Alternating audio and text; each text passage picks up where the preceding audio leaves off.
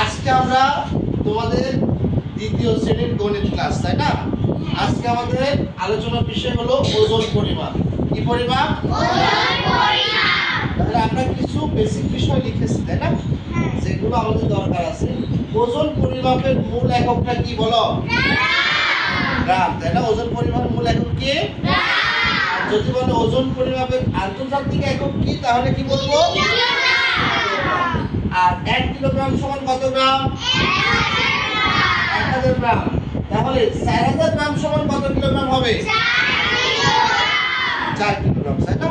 যদি বলতো 5 কিলোগ্রাম সমান কত গ্রাম, 5 কে আমরা 1000 দিয়ে গুণ করতাম, 5000 গ্রাম। আর যেহেতু বলছে গ্রামকে কিলোগ্রাম বানাতে, তাহলে 4000 কে 1000 দিয়ে ভাগ করেছি। কি করেছি? ছোট এককে বড় এককে রূপান্তর করতে ভাগ করতে হয়। কি করতে হয়?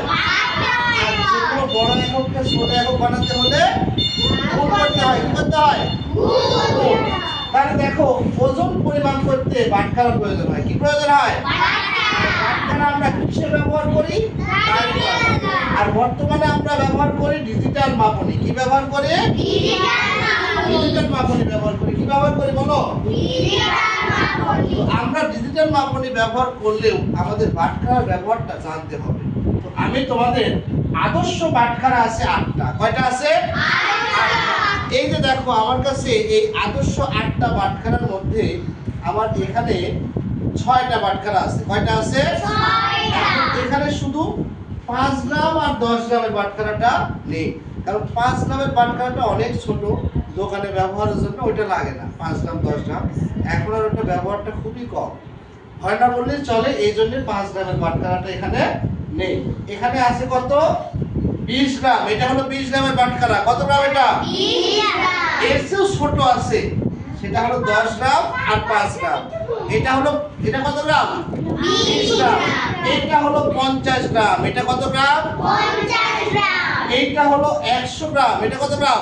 100 গ্রাম। এইটা হলো 200 গ্রাম। এটা কত গ্রাম? 200 গ্রাম। আর এইটা হলো 500 গ্রাম। কত গ্রাম? 500 গ্রাম। এইটা হলো 1 কেজি বা 1000 গ্রাম। কত গ্রাম? 1 কেজি বা 1000 গ্রাম।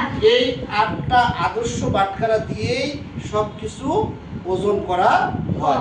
তবে আরো বড় বড় বাটখারা আছে, এর মধ্যে আদর্শ বাটখারা হলো এই 8টা। বুঝা গেছে? আমরা আজকে দেখো এই আদর্শ বাটখারাগুলোর ব্যবহার শিখবো। কি শিখবো বলো তো? এই বাটখারাগুলো ব্যবহার করে কিভাবে বস্তু ওজন করতে হয়, বা এই বাটখারাগুলোর কতটি বাটখারা হলে তার ওজন কত হয়, সেটা আমরা শিখবো। বুঝা গেছে? দেখো, তাহলে মনে করো তোমাকে একটা প্রশ্ন দেওয়া হলো যে তোমার কাছে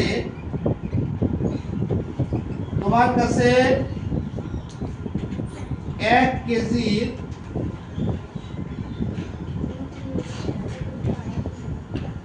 তোমার কাছে 50 গ্রামের 3টি, 100 গ্রামের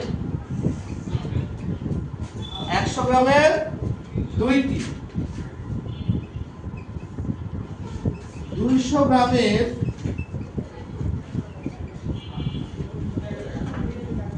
3টি, তারপরে 20 গ্রামের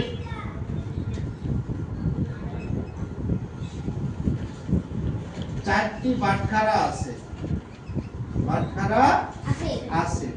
এখন তোমাকে প্রশ্ন করা হলো তোমার কাছে মোট কত গ্রাম আছে। ঠিক আছে?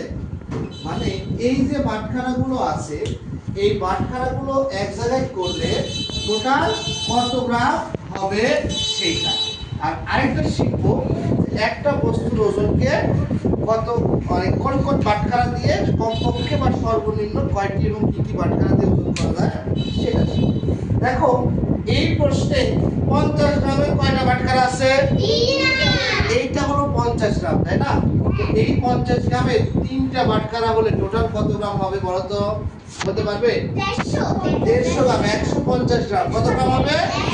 এখন তুমি এই 50 কে 3 দিয়ে কি করলে বলো তো দেখি? গুণ করলে। কি করলে? গুণ করলে। কি করবে? গুণ করবে না? একটা বস্তু থেকে 3টা বস্তুর পরিমাপ বের করতে হলে কি করা লাগে? গুণ করতে হয় না? তাহলে আমরা 50 গ্রামের একটা বাটখারা মানে 50 গ্রাম, তাহলে তিনটা বাটখারা মানে 50 কে 3 দিয়ে কি করব? গুণ করব। তাহলে আমরা এই অঙ্কটা যখন সমাধান করব তখন আমরা কিভাবে লিখব? সমাধান কি লিখব? যে 50 গ্রামের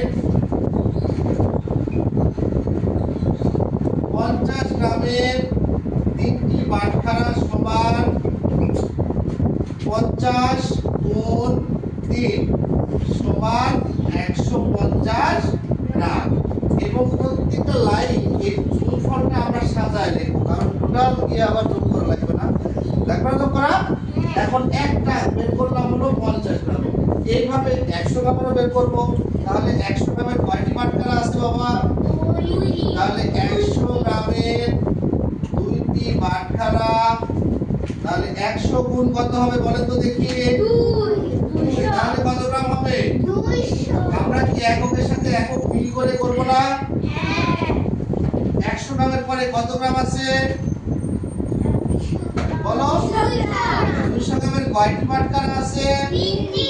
তাহলে 200 গুণ কত লিখব? 3 সমান 3 দুয়ে 600 গ্রাম। কত গ্রাম? 600 গ্রাম। কত গ্রাম হলো? আবার দেখো 20 গ্রামের কয়টা আছে? 4টা। তাহলে আমরা কি লিখব? 20 গ্রামের 4টি বাটখারা সমান কি লিখব বলো? 20 গুণ 4, 4 20 80 গ্রাম। কত গ্রাম? 80 গ্রাম। আমরা কিন্তু একক দশক মিল করে লিখব, কারণ আমাদের সবগুলো যোগ করতে হবে। তাহলে এখানে লিখব মোট ওজন।